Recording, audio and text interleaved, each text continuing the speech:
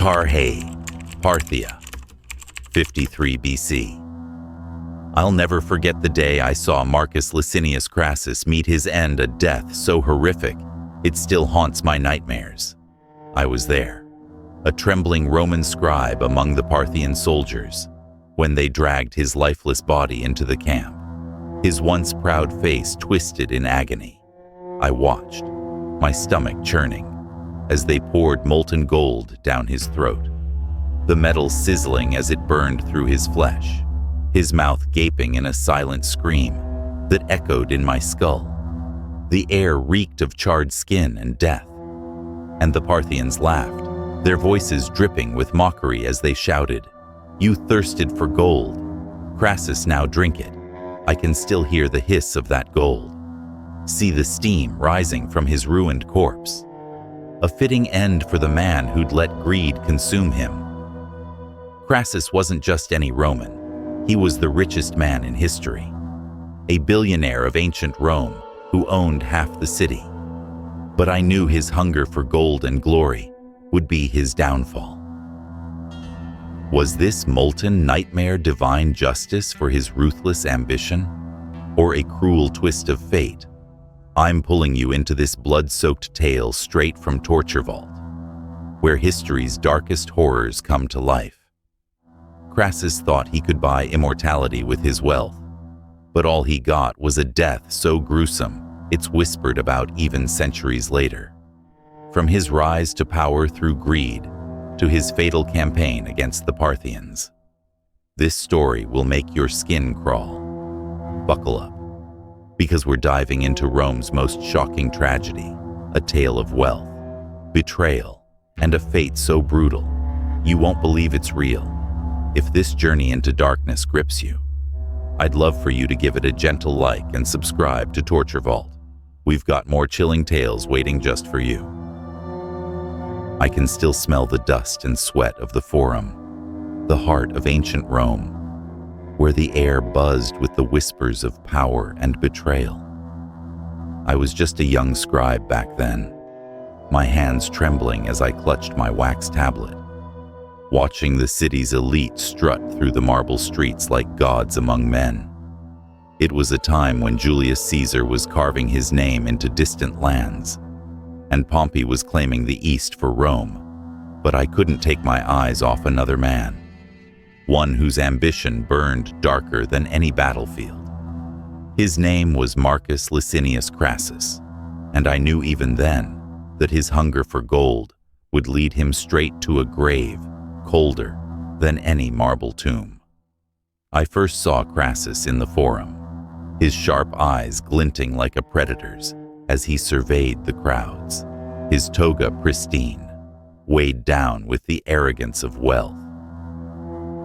Born into a noble Roman family, he was a man who didn't dream of swords or glory like the others know. I could feel the greed rolling off him in waves, a thirst for gold that seemed to choke the air around him, while Caesar and Pompey chased military triumphs. Crassus waged a different kind of war, one of coin and cunning.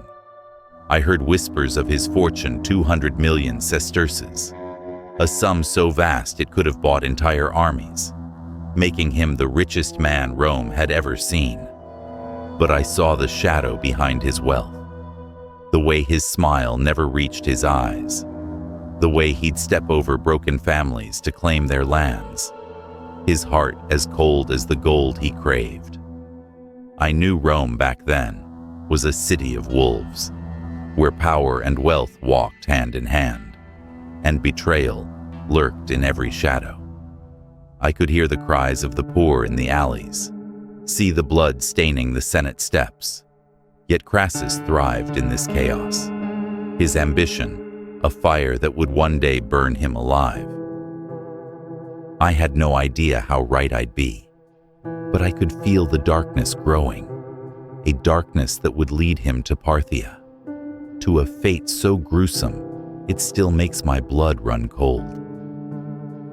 I can still hear the screams echoing through the Forum, the desperate cries of families torn apart as Crassus turned their tragedies into his gold mine. I was there, a wide-eyed scribe, watching him slink through the shadows of Rome, his hands practically dripping with the spoils of other people's misery. Crassus didn't just chase wealth, he hunted it, like a wolf stalking prey. And I saw how he feasted on the chaos of Sulla's prescriptions, when the dictator's lists of enemies went up, marking men for death and their lands for seizure. I watched Crassus pounce, buying up estates for a handful of coins while their owners fled for their lives or bled out in the streets. I could smell the fear in the air, see the tears streaking down the faces of widows as they handed over their family's legacy to this vulture in a toga. He built his fortune on their despair. And I knew even then that every coin he pocketed was stained with the blood of the innocent. But Crassus's real masterpiece of cruelty came with a scheme so twisted it made my skin crawl.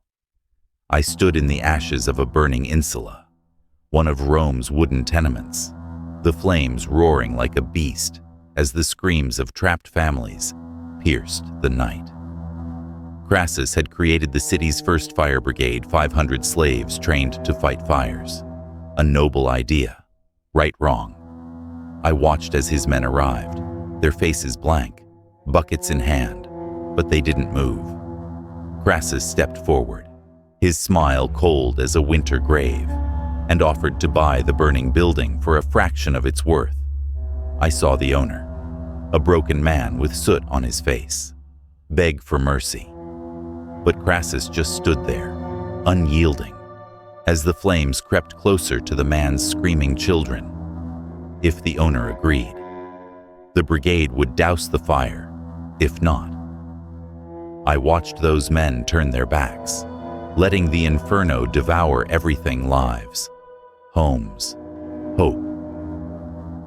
I could feel the heat on my face, hear the crackle of timber as entire blocks went up in smoke, all while Crassus walked away with another deed in his hands, his fortune growing with every ember that fell. I knew he'd become the richest man in Rome, his wealth so vast he could have bought armies. But I saw the rot in his soul. I heard him boast that no Roman could call himself wealthy unless he could fund a legion with his own coin. But I couldn't shake the feeling that his gold was cursed.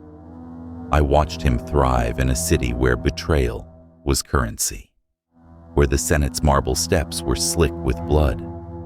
And I knew his greed would lead him to a fate darker than any fire he'd let rage. I felt the chill of that truth deep in my bones, a chill that would follow him all the way to Parthia, where his hunger for glory would burn hotter than any flame. I can still feel the weight of the air in Rome that day, the kind of stillness that comes before a storm, as whispers spread through the forum like wildfire. Crassus, the man who'd bought half the city with blood money, was leaving his golden empire behind, chasing something even shinier than his coin. I watched him stride through the streets, his toga swapped for a general's cloak, his eyes burning with a hunger I'd never seen before. He was 60 years old, an age when most men crave a soft bed and a quiet life. But I knew Crassus wasn't most men. I could smell the ambition on him, a stench sharper than the sweat of the soldiers he'd gathered 40,000 strong, 7 legions ready to march east to Parthia, a land dripping with gold and glory. I felt the ground tremble beneath their boots, but deep in my gut, I knew this march would lead to nothing but graves. I heard the tales of Parthia, a kingdom stretching across what you'd now call Iran and Iraq, its cities gleaming with gold so bright they'd blind you in the desert sun. But I also heard of their warriors' cataphracts, clad in armor like iron beasts, and horse archers who could shoot arrows while galloping away, a deadly trick called the Parthian shot that'd make any Roman legion quake. I saw Crassus's smirk as he dreamed of Parthian gold, his greed blinding him to the danger. But I could feel the shadows creeping in. I was there when the omens turned sour, when the priest's prayer for victory twisted into a curse, his voice trembling as he invoked doom upon Crassus's name. I watched the Euphrates River churn with rage as we crossed, a storm tearing the bridge apart, swallowing soldiers whole as lightning split the sky. I knew the gods were screaming at us to turn back, but Crassus just laughed, his arrogance a noose tightening around his neck. I saw his downfall unfold with every reckless step he took. I heard him scoff at alliances that could have saved us, watched him ignore the warnings of his own officers' men who'd fought and bled for Rome. His son Publius, a commander who'd learned under Caesar himself, begged him to reconsider, his voice cracking with desperation. But I could see Crassus's eyes, clouded with visions of glory, deaf to reason. I felt the heat of the desert as we marched deeper into Parthia, the sand burning through our sandals, the air so dry it sucked the life from our lungs. I knew Crassus was leading us to slaughter, his thirst for fame and fortune, a fire that would consume us all.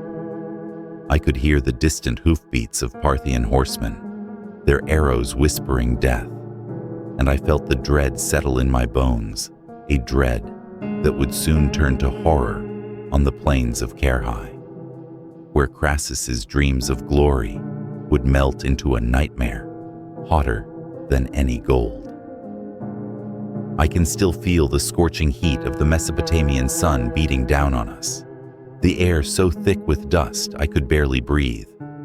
As we marched into the plains near Carrhae, a death trap waiting to swallow us whole. I was among Crassus's legions, my sandals caked with sand, my heart pounding as the distant hum of Parthian horsemen grew louder, a sound like the buzzing of 1,000 wasps ready to sting. I watched the Parthian army emerge on the horizon, their cataphracts gleaming like iron beasts, their horse archers darting like shadows, loosing arrows that screamed through the air. I saw the first wave hit us arrows-piercing armor, men collapsing with blood pouring from their mouths, their screams drowned out by the thunder of hooves as the Parthians retreated, only to strike again.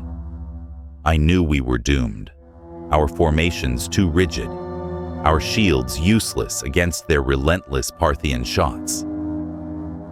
I felt the panic ripple through our ranks, but Crassus stood firm, his eyes wild with a desperate hunger for victory. I heard him bark orders, his voice cracking under the strain, sending his son Publius to lead a cavalry charge against the archers, a move I knew would be his undoing. I watched Publius gallop forward, his armor glinting in the sun, a brave fool charging into the jaws of death. I saw the Parthians circle him like vultures, their arrows raining down, pinning his men to the sand like insects on a board. I heard his final cry, a sound that cut through me like a knife. As they closed in, their blades flashing, I couldn't look away as they severed his head, the blood spraying like a fountain, his lifeless eyes staring back at us as they mounted his skull on a spear. A gruesome trophy waved high for Crassus to see. I saw Crassus's face crumple, the fire in his eyes snuffed out like a candle in a storm, his son's bloodied head a dagger to his soul. I knew then that his dream of glory was over. His army was shattered, his spirit broken, surrounded by an enemy that wouldn't stop until every Roman lay dead in the sand. I felt the weight of his arrogance, the cost of his greed, as the Parthians closed in, their laughter echoing like a death knell. I knew Crassus had no choice but to face them, to beg for mercy from the very men he'd sought to conquer a meeting that would seal his fate in a way so horrifying. It'd be whispered about for centuries. I can still smell the acrid smoke hanging in the air, the stench of death mixing with the metallic tang of molten gold.